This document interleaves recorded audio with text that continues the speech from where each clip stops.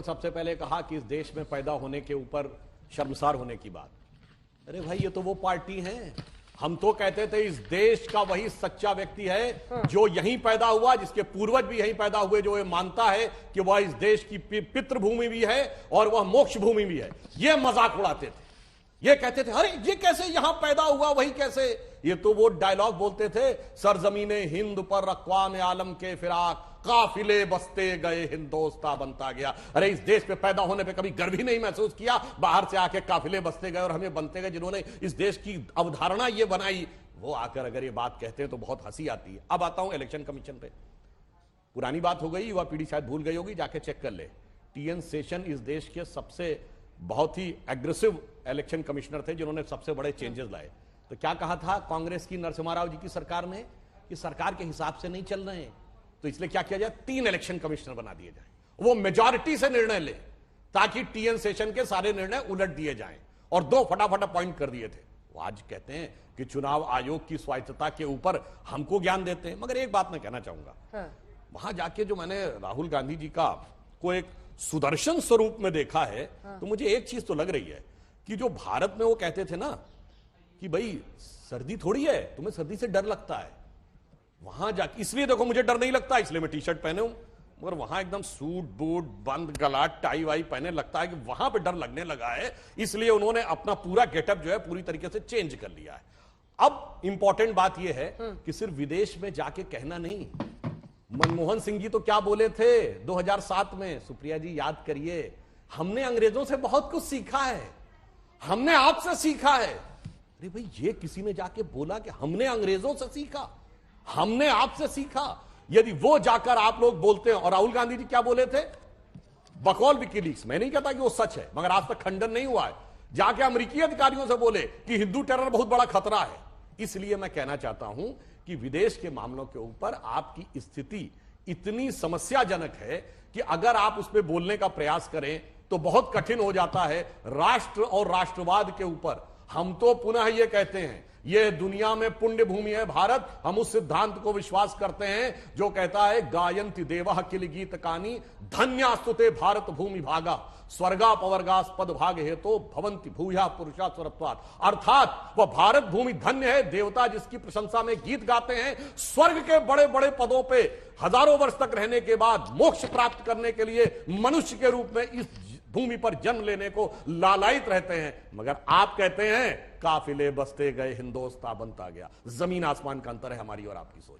लेकिन इसका जवाब तो दीजिए, राहुल गांधी कह रहे हैं कि उनका फोन टैप हो रहा है। वो भी है, बहुत अच्छी बात आपने कही। मैं आ रही हूं सुप्रिया जी। देखिए प्रॉब्लम क्या है कि वो तो बात जो आपके खिलाफ है सबका फोन टैप हो रहा है। पेगासस के टाइम पे आया था, जब मांगा गया था कि जिन जिन के नाम है, कोर्ट ने मांगे थे तो वो दे दे, कोई बात नहीं। प्रॉब्लम क्या है कि वायरस फोन में नहीं है, वायरस दिमाग में है। जो भारत में आकर समस्या दिखती है वह कश्मीर में, जहां सेना पे पत्थर फेंके जाते थे, वहां आप अपनी बहन के साथ स्नेहपूर्ण वातावरण में बर्फ के गोले फेंकते हुए खेल देख रहे हैं। जहां कहा जाता था तिरंगा को कोई फहराने वाला नहीं मिलेगा, वहां डल लेक पे तिरंगे की वो देख रहे हैं, तब भी आपको समझ में नहीं आ रहा। और विदेश में जाके पहला इंटरव्यू इटालियन अखबार को क्यों दिया भाई? इटालियन अखबार को दिया तो इटालियन प्रधानमंत्री की बात मान लेते, तो वो भी नहीं मानेंगे। फिर जाकर अंग्रेजों के देश में स्वतंत्रता के अमृत महोत्सव में भारत के बारे में अपशब्द कहना, जबकि एक संयोग देखिए अंजना जी, इस 75 वर्ष में भगवान ने कितना बड़ा संयोग किया। वो अंग्रेज जो कहते थे हिंदुस्तानियों को शासन करना नहीं आता, इसलिए हमें यहां रहना चाहिए, उनके यहां इतनी उठापटक हुई पिछले दिनों, और एक भारतीय मूल का व्यक्ति ये दिखा रहा है कि शासन करना क्या होता है। मगर इन लोगों को जाकर उसमें आकर कितना निगेटिव दिखता है, जिसको जैसी दृष्टि वैसी उसकी सृष्टि। अगर फोन टैप हो रहा है तो जांच के लिए फोन तो देना पड़ेगा, क्योंकि आरोप अनंत रूप से तो लग नहीं सकता है। दूसरा, बीजेपी का आरोप है कि विपक्ष जो विदेशी एजेंसियां हैं उसका इस्तेमाल करती है कांग्रेस पार्टी। उन्होंने बीबीसी से लेकर हिंडनबर्ग सबकी तरफ इशारा किया कि कोई ना कोई कनेक्शन रहता है जो पीएम के खिलाफ जाता है।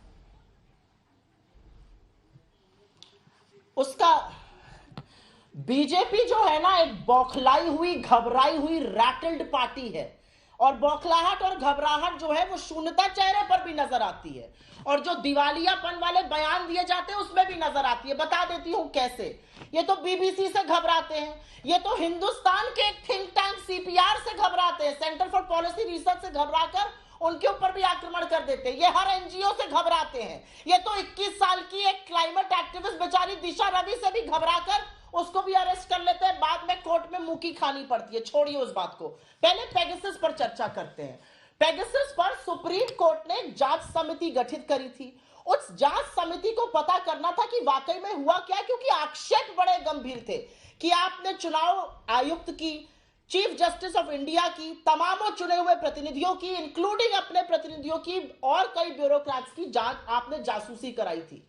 सुप्रीम कोर्ट की गठित समिति ने चीफ जस्टिस ऑफ इंडिया के कोर्ट में अपनी रिपोर्ट प्रस्तुत करते हुए यह कहा that the government of this country did not cooperate. अगर आपको कोई कंकाल छुपाना नहीं था, अगर आपके कबर्ड में कोई स्केलेटन्स नहीं थे, अगर आपका दामन साफ था, तो आपने उस जांच समिति का सहयोग क्यों नहीं किया? हर चीज हम कर देंगे, फोन भी हम दे देंगे, आक्षेपों का सामना भी हम कर लेंगे, 8.5 साल से झुंझुना बजाएंगे आप सरकार में। अरे आप सरकार में हैं, आपके ऊपर आक्षेप लगे हैं, सुप्रीम कोर्ट ने एक कमेटी गठित करी थी, उसका सहयोग करते। उस कमेटी को कोर्ट में कहना पड़ा कि सरकार ने सहयोग नहीं किया।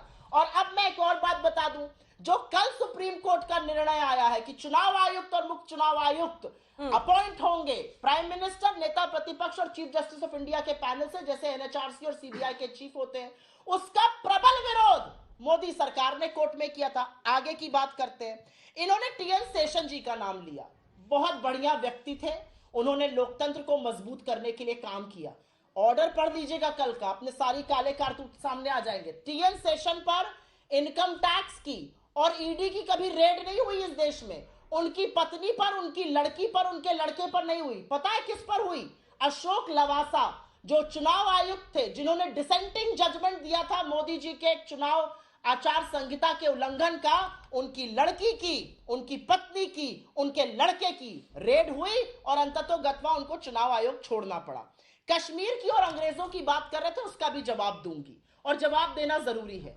सारी सरकार, सारा तंत्र, सारे सांसद, सारे मंत्री इंक्लूडिंग प्रधानमंत्री मोदी एक 2 स्तरीय, निम्न स्तरीय घटिया पिक्चर के प्रमोशन में लगे रहे।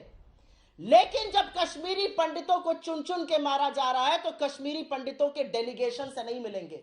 जब हम कश्मीर पहुंचे तो उन लोगों ने कहा कि हमें सिर्फ इस्तेमाल कर रही है भारतीय जनता पार्टी, 4 महीने से अनशन कर रहे हैं, हम पर लाठियां बरसाई जाती हैं, कोई मिलने नहीं आता। मुंह खोल सकते हैं आप कश्मीरी पंडितों की पीड़ा पर, और आप बात करेंगे यहां पर मुझसे।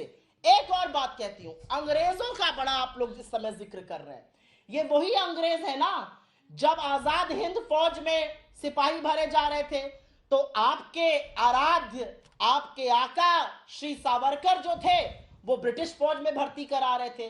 ये वही अंग्रेज थे ना जिनके साथ मिलकर श्यामा प्रसाद मुखर्जी ये कहते थे, ये जो 1942 का भारत छोड़ो आंदोलन है, क्विट इंडिया मूवमेंट है, इसका दमन कैसे किया जाए, इसको दबाया कैसे जाए। ये वही अंग्रेज है ना जिनके साथ आप मिलकर एनडब्ल्यूएफपी में और हर जगह काम करते थे, और जब हम उनके खिलाफत करते थे तो आप मुखबिरी और माफीनामे लिखते थे। तो दिक्कत की बात यह है कि आपका रोल स्वतंत्रता में क्या था ये सारा देश जानता है, आपका रोल तिरंगे के लिए क्या था 52 साल तक ये भी सारा देश जानता है, आप कितने अंग्रेजों के चरण चुंबक और चरण वंदन करते थे ये भी सारा देश जानता है। आज उन आक्षेपों से आप बच नहीं सकते हैं। आज आपके ऊपर गहन आक्षेप है, और वो आक्षेप है कि आपने इस देश के लोकतंत्र का गला घोटा, और ये हम अकेले नहीं कह रहे हैं। यूएस सेक्रेटरी ऑफ स्टेट आए हुए हैं, भारत जोड़ो में तो कह ही रहे थे सुप्रिया जी, कैम्ब्रिज में जाके कहने की क्या जरूरत थी, इसका तो जवाब ही नहीं मिल रहा है ना।